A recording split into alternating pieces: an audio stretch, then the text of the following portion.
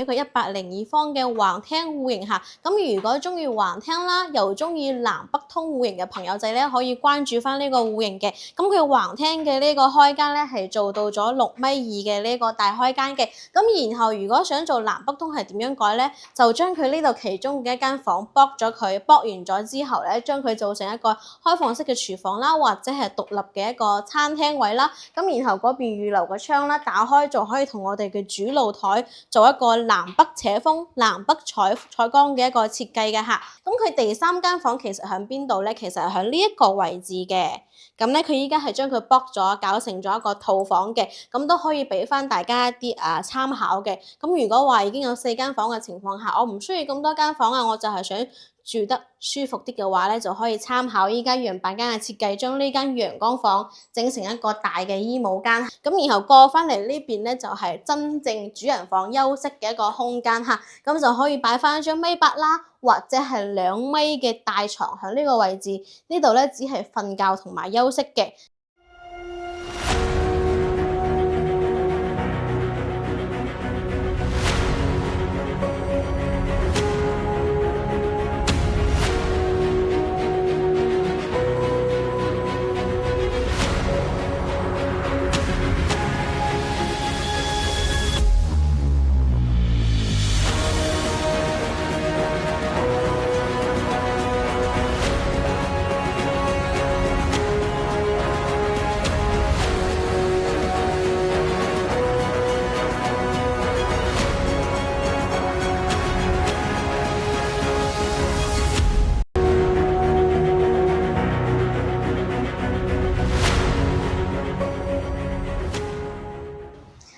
大家好，又係 Iris 又同大家見面嚇。咁今日咧，我哋又嚟到咗呢個宜善林森嘅華發自在城呢個屋苑啦。我依家就係喺佢3期嘅呢個花園入邊嘅，後邊咧就係佢嘅泳池啦。今日太曬啦，我偷下懶啦，喺呢個位置開頭。咁然後咧，今日主要同大家講下佢加推出嚟嘅呢個65座嚇。我哋過嚟呢邊可以睇得到嘅。咁65座咧就比較靠出邊嘅，相當於咧係比較接近我哋即係高鐵嘅嗰一排啦。咁然後咧佢受高鐵嘅影響，個聲音亦都係會大一啲嘅，呢個係佢嘅缺點嚟㗎嚇。都先同大家講講先。咁然後如果話我哋實地嚟睇樓啦，你企喺呢個位置或者行到佢嗰個位置去感受嗰個高鐵嘅聲音咧，你覺得仲可以接受嘅話咧，咁就可以考慮一下呢個屋苑嘅。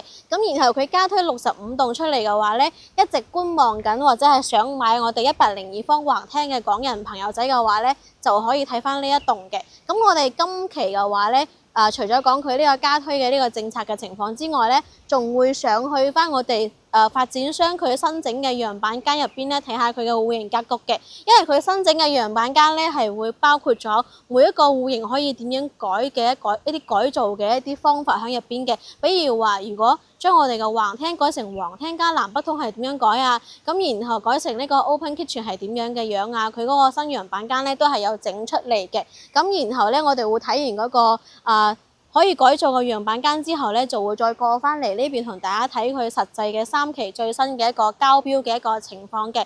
咁新加推出嚟嘅65棟嘅話咧，就要俾到1.5成嘅正常首期嘅。咁大陸客戶嘅話咧係可以低首期上車嘅。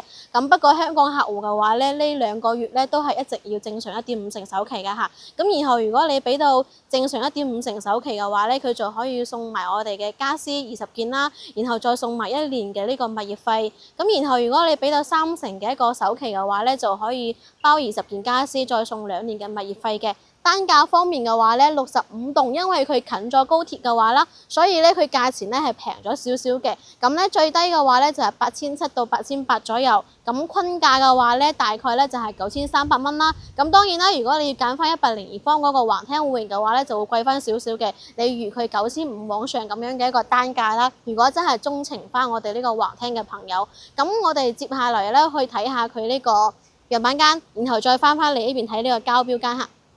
OK， 我哋先係喺呢個87方嘅3房2衛嘅一個單位下一個直廳嘅一個設計嘅。咁入門嘅我哋嘅右手邊啦，呢度本身係一個廚房嚟嘅。咁樣板間咧就將佢個牆啦同埋個窗拆咗之後咧，搞成咗一個開放式嘅一個餐廳啦同埋廚房咁樣一個設計嘅。如果中意嘅話咧，都可以咁樣搞張賭台咁樣嚟做下。咁然後翻客廳嘅位置咧係一個3米8嘅一個開間嘅87方咧，做咗一個3米8嘅大開間嚇，所以喺度坐住睇電視咧係非常之從容嘅呢個距離啦。咁然後再放翻一部我哋嘅立式空調喺呢度話，咁吹住嘅話咧就會非常之舒服嚇。咁然後再過翻嚟露台嘅話咧，同我哋嘅客廳咧係同樣嘅一個開間嘅，都係3米8嘅一個長度。咁然後咧進深嘅話係1.9米嘅一個進深嘅，咁整體嘅話咧空間都係比較闊嘅。咁呢個位置如果話想睇下景觀嘅話咧，都可以咁樣放一張我哋嘅 sofa 啦，放喺呢個位置。佢依家咧就搞咗個貓爬架嘅，咁呢邊呢個位置咧就可以將我哋嘅洗衣機放喺呢個位置，埲牆啦，啱好可以幫佢遮風擋雨咁嘅嚇。OK，咁然後我哋入門位嘅位置嘅話咧，係會有一個我哋嘅贈送嘅一間房，踏樓板贈送嘅。咁然後玄關位嘅話咧，呢度咧係連埋個過渡位嘅，冇咩太多浪費嘅空間啦，可以將我哋嘅玄關櫃咧放喺呢個位置。咁呢一間房嘅話咧係踏樓板贈送嘅，之前嘅話咧係要加收呢個踏板費嘅，依家咧就唔使加噶啦。咁呢一個房嘅話咧，全贈送咗9個幾方嘅。咁呢度嘅話放一張我哋嘅3邊落床啊都 OK。或者係咁樣擺張床，然後做雙邊落床都冇問題嘅嚇呢間房。咁然後咧入邊仲有2個房間同埋2個洗手間嘅。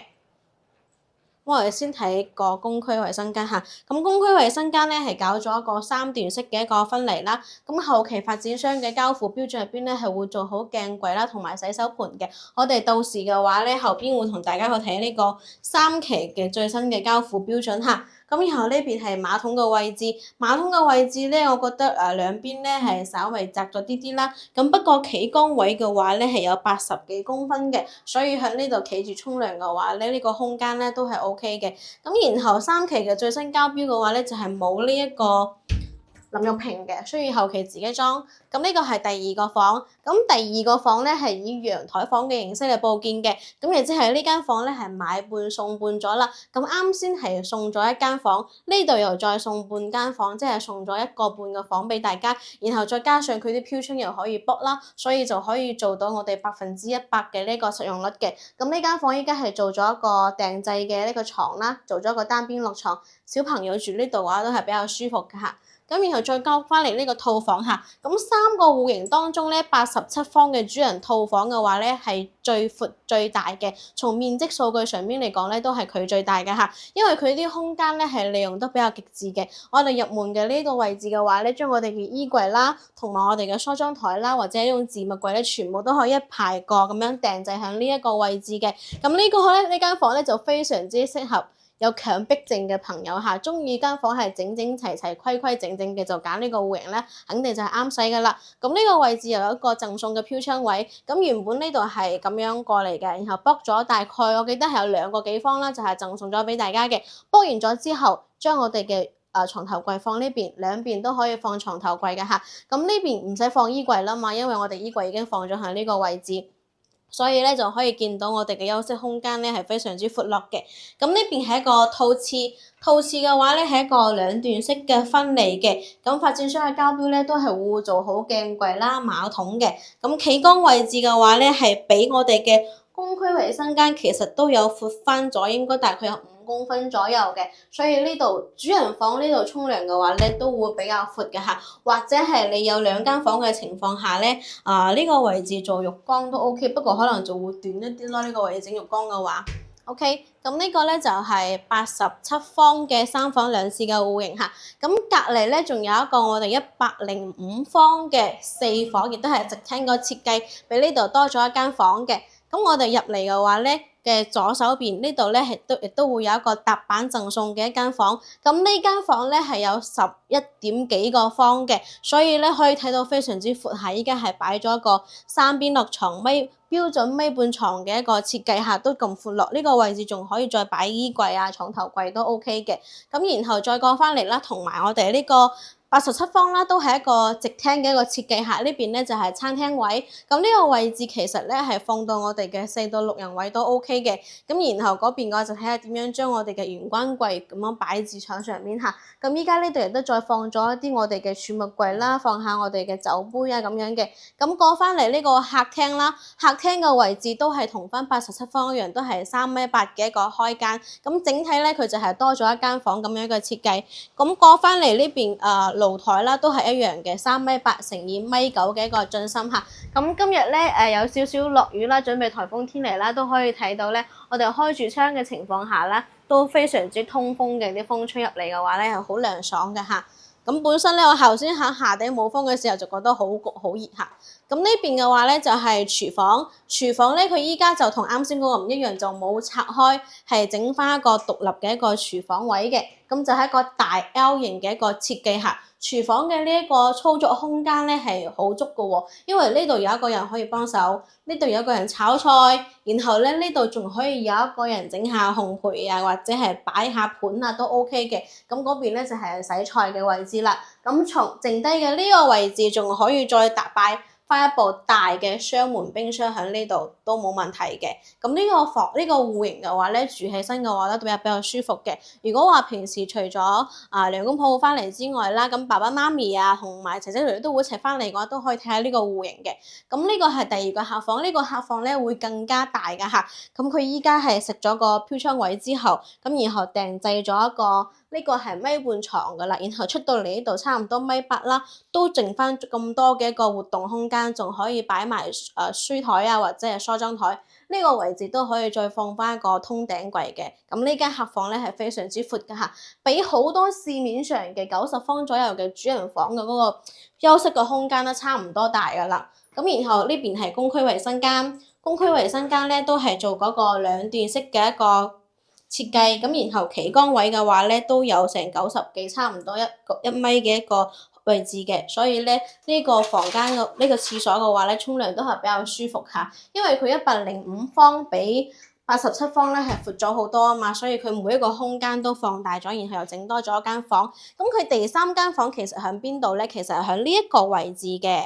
咁咧佢依家係將佢剝咗，搞成咗一個套房嘅，咁都可以俾翻大家一啲參考嘅。咁如果話已經有4間房嘅情況下，我唔需要咁多間房啊，我就係想住得舒服啲嘅話咧，就可以參考依家樣板間嘅設計，將呢間陽光房整成一個大嘅衣帽間嚇。咁依家咧就係將佢封好窗嘅，本身係個陽光房啊嘛。發展商交付嘅時候會封窗，咁封完之後，其實自己你將嗰個牆剝咗之後連通埋一齊就 OK 啦。咁就可以做翻個我哋嘅衣帽間啦，同埋化妝間嘅。咁然後過翻嚟呢邊咧就係真正主人房休息嘅一個空間嚇，咁就可以擺翻一張1.8米啦，或者係2米嘅大床喺呢個位置，呢度咧只係瞓覺同埋休息嘅，咁咧就會比較舒服㗎。咁呢個位置本身亦都有個飄窗位嘅，咁亦都係有成2個幾方，然後係剝咗贈送咗嘅。咁剝完咗之後啊，呢個位置放個大 size 嘅床頭櫃啦，2米或者係1.8米嘅床啦，喺呢度都比較舒服嘅。咁然後過翻嚟呢邊就係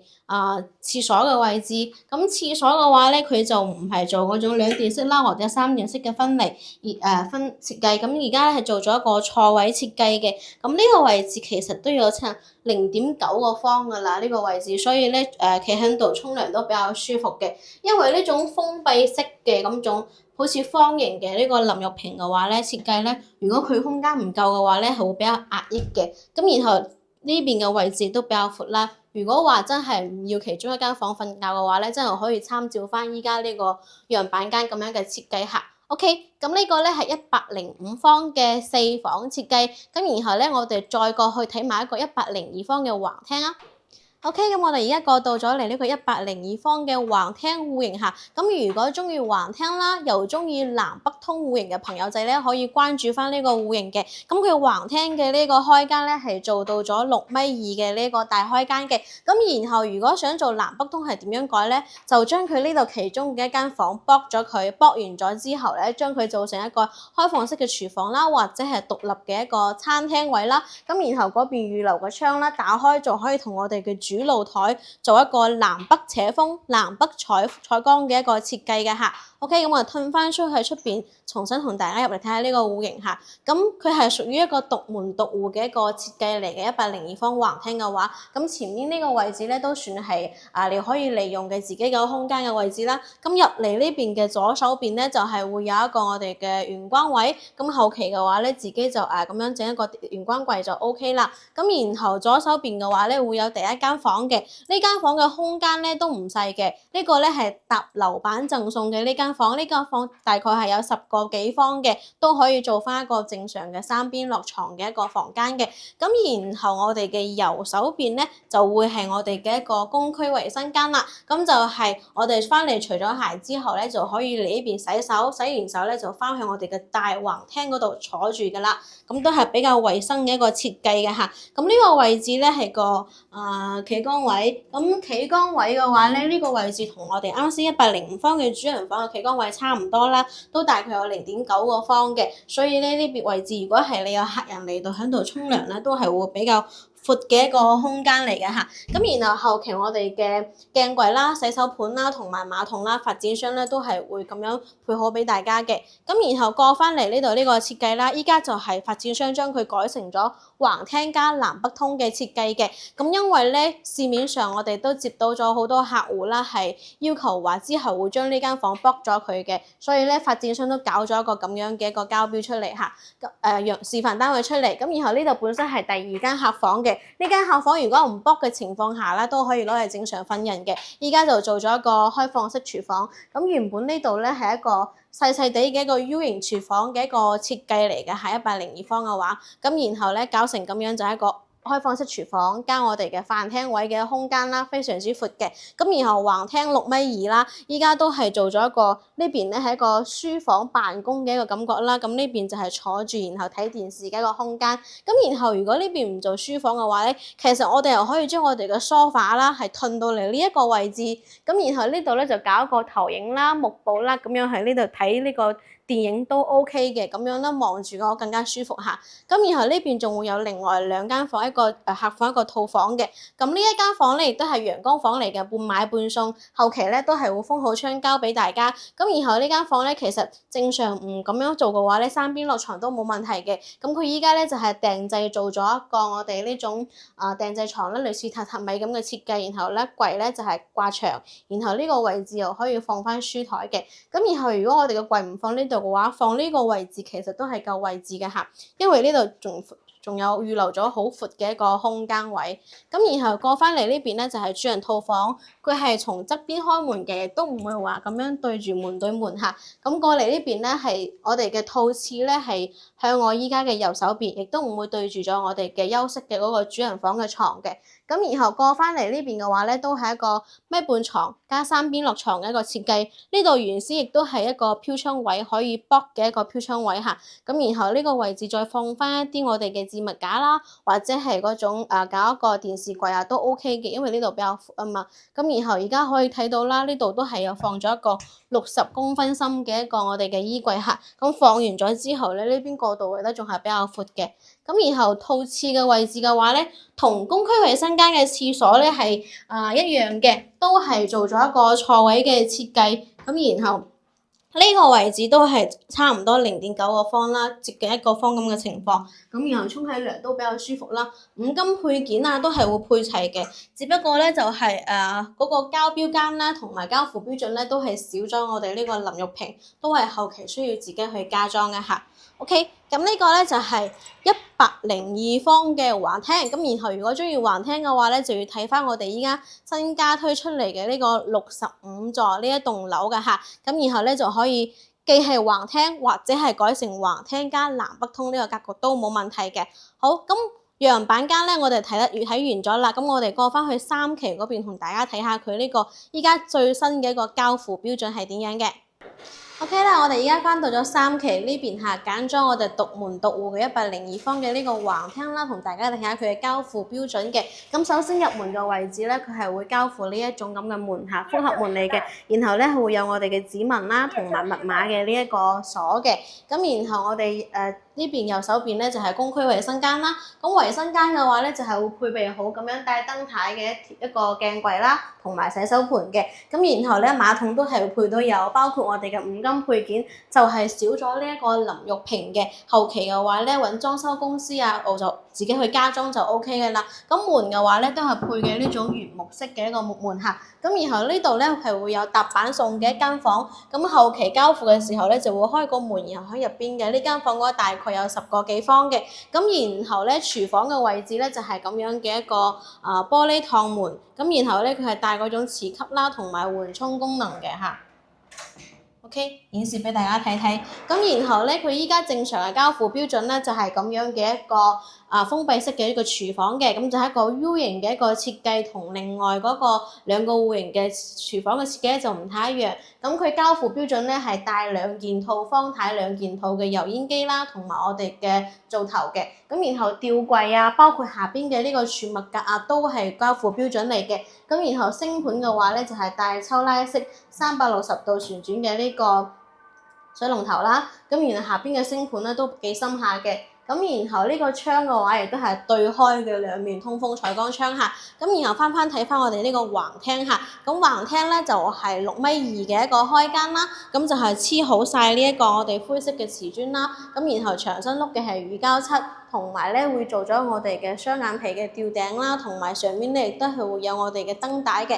咁燈箱方面嘅話就係配嘅係2個燈泡仔嚇，後期可以根據翻自己嘅一個愛好啦，同埋中意嗰種款式去換燈就 O K 啦。咁然後啱先我哋喺樣板間嗰度睇到咧係改咗一個橫廳加南北通嘅，咁嚟到呢度咧就可以同大家睇下佢究竟係點樣改出嚟嘅。咁其實就係將我哋廚房同埋呢度第2間房夾住嘅呢埲牆，呢度可以全部打晒佢。然後呢一埲牆咧，亦都可以打到連通隔離另外一間房嗰埲牆嗰個位置。咁打完咗之後咧，呢邊咧就係同我哋嘅主露台咧就係南北斜風，呢度咧就變成一個開放式廚房啦加餐廳嘅一個位置嘅。咁然後佢入邊嘅呢一個飄窗嘅話咧，都係駁得到嘅，駁完咗之後嘅話，呢度就我哋嘅餐廳位嘅話都會闊翻好多嘅嚇。咁然後每一間房咧都係配有2個我哋新風系統嘅呢個出風口嘅嚇。呢度一個，然後咧嗰邊有一個，咁樣整體屋入邊嘅空氣咧都會比較清新一啲嘅。咁然後露台嘅呢個位置嘅話咧，都係3.8米嘅一個長度啦，然後乘以1.9米嘅一個進深，佢就冇連通埋隔離嗰個餐廳嘅，呢個係佢遺憾嘅一個地方嚇。咁我依家所在嘅咧係56座，所以咧係望出去咧就係望中央嘅呢個泳池同埋花園嘅。咁然後如果而家仲要買我哋102方嘅橫廳戶型嘅話咧，咁需要就睇翻我哋依家加推出嚟嘅65座嚇。咁喺航拍入邊，我哋都可以睇到65座所在嘅方向嘅。佢係望翻出邊嗰一排嘅小部分嘅花園啦，同埋出邊嘅嗰個山景嘅嚇，就望嘅空間就唔太一樣。咁然後如果係話電視背景牆嘅話咧，佢係冇交電視背景牆嘅，需要後期自己去加裝。咁咧都係會碌咗我哋呢個白色乳膠漆嘅嚇。咁呢度係第3間房，呢間房咧就係陽光房嚟嘅，陽台房形式佈建就買半送半，咁呢個位置就送一半。咁然後佢交付嘅時候咧係會封好窗交俾大家嘅，依家就未有封嘅。咁同時嘅話咧，呢埲牆咧都係會幫大家駁埋嘅嚇。駁完咗之後咧，佢就會將個關唔到添，好大風啊！算啦，我等間再關。咁駁完咗之後咧，就會將嗰個房門開向呢一個位置。咁然後呢邊係套房，咁套房嘅呢度嘅話咧，都係會黐好我哋呢種複合嘅木地板啦。咁然後呢一個飄窗咧都係可以駁嘅。駁完咗之後嘅話，間房就會闊翻咗好多嚇。擺翻一張我哋嘅米半啦，或者係米8床喺呢個位置都 OK 嘅。嗱，呢個房咧都係配到有我哋嘅新風系統嘅2個出風口嚇，包括我哋嗰個半買半送嘅陽光房啦，同埋搭樓板贈送嘅嗰個房咧，都係會配我哋嘅新風系統出風口。咁門啦都係原木式嘅呢個門。咁套廁嘅位置啦，都係會配好我哋嘅帶燈帶嘅鏡櫃啦、洗手盤啦，咁同埋馬桶嘅，就係叉咗我哋呢一個淋浴瓶，自己去安裝就 OK 啦嚇。咁馬桶咧，佢配嘅係嗰種普通嘅嗰種馬桶嚇。如果需要自己去加呢個智能面板嘅話咧，佢亦都有配好我哋呢個插梳位喺個位置，到時候咧插上去就 OK 啦嚇。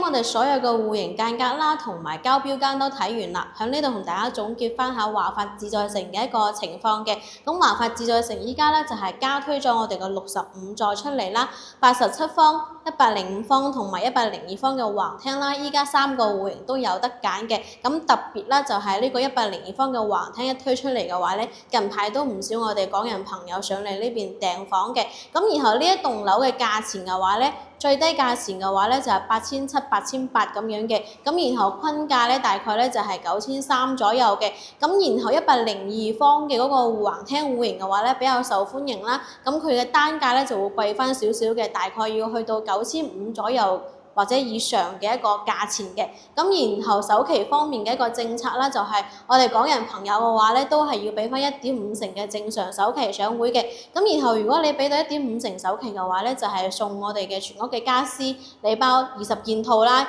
然後再送埋1年嘅物業費。咁如果你俾到3成首期嘅話咧，咁就係送我哋嘅家私禮包，再加2年物業費嘅嚇。呢個活動嘅話，暫時而家都仲係有嘅。咁然後如果話你要揀翻其他嘅棟數，比如64棟嘅話咧，佢嘅單價咧就會貴翻少少，咁而且首期要俾到3成首期咁樣嘅嚇。咁呢個咧就係自在城依家嘅一個政策情況。咁然後自在城嘅話咧，就係屬於我哋呢個2線林森嘅位置啦。去翻我哋沙田站嘅話咧，只需要15分鐘嘅一個時間，而且樓下啦，3期樓下就係巴士上車點，可以坐到我哋呢個沙田站嘅。咁然後如果我去翻我哋嘅惠陽高鐵站嘅話咧，亦都唔會話非常之遠嘅，大概咧都係13分鐘左右嘅一個車程啦，可以去到我哋惠陽高鐵站嘅。咁然後大概20分鐘嘅時間啦，又可以翻到深圳北，或者係個零鐘嘅時間咧，又可以直達我哋嘅西九啦，相當於係15分鐘內咧可以實現我哋雙軌道交通嘅一個選擇嘅。咁然後如果話我哋嘅生活配套方面，佢依家1期同埋2期嗰邊咧，亦都開咗唔少嘅底商啦。相信之後我哋3期有業主入住之後嘅話咧，3期啲商鋪都會陸續開起身嘅。同埋咧之後佢嗰個高鐵沿線嘅話咧，亦都會再開自己呢個華發嘅商業街啦。咁包括而家大概5到8分鐘嘅一個時間，亦都可以坐車去到我哋呢個萬達廣場啦，行我哋呢個大型商超啦，行街食飯睇電影，喺萬達廣場嗰邊咧都可以幫大家解決到呢啲生活配套嘅。咁然後醫療方面嘅話咧，15分鐘嘅時間啦，又可以去翻我哋嘅惠州市第6人民醫院啦，同埋我哋嘅呢個中大維亞醫院啦，都係我哋啲3甲級嚟嘅醫院嚟嘅，醫療水平嘅話咧都係比較好嘅。相當於嚟講咧，呢個係一個15分鐘生活圈，衣食住行啦都可以覆蓋到嘅，所以先至會吸引到咁多我哋嘅港人朋友嚟呢邊置業退休嘅。咁加上啦，3期又係做咗一個整體嘅一個升級啦，所有嘅交付標準啦、園林嘅設計嘅話咧，都比之前1、2期咧都係升級咗唔止一個 level 㗎嚇，咁先至會咁受我哋港人朋友嘅一個喜歡嘅。咁然後如果你對華發自在城呢個屋苑感興趣嘅話咧，都可以歡迎入線諮詢嘅。咁呢個屋苑最大嘅一個弊端嘅話咧，都同大家再補充一下，就係佢會望到我哋嘅呢個高鐵。咁高鐵咧會喺我哋屋苑經過嘅，係會造成噪音嘅。咁然後如果你聯繫我哋嚟實地考察嘅話咧，就可以嚟實地感受一下呢個噪音是否自己可以接受得到。如果話嚟到我一聽呢個噪音唔得嘅話咧，咁我哋就再去考察其他更加合適你嘅屋苑嚇。呢個係佢一個弊端嚟㗎嚇，都同大家講翻聲嚇。OK，咁如果話想嚟呢度睇下自在城嘅話咧，歡迎聯繫華啲啦，或者係 Iris 都 OK 嘅。我哋可以去地鐵站接你啦，你可以體驗一下點樣坐地鐵過嚟，然後實測下地鐵過嚟呢邊嘅時間係幾長時間，符唔符合自己嘅呢個預期都 OK 嘅嚇。今期節目就到呢度啦，我哋下期再見啦，拜拜。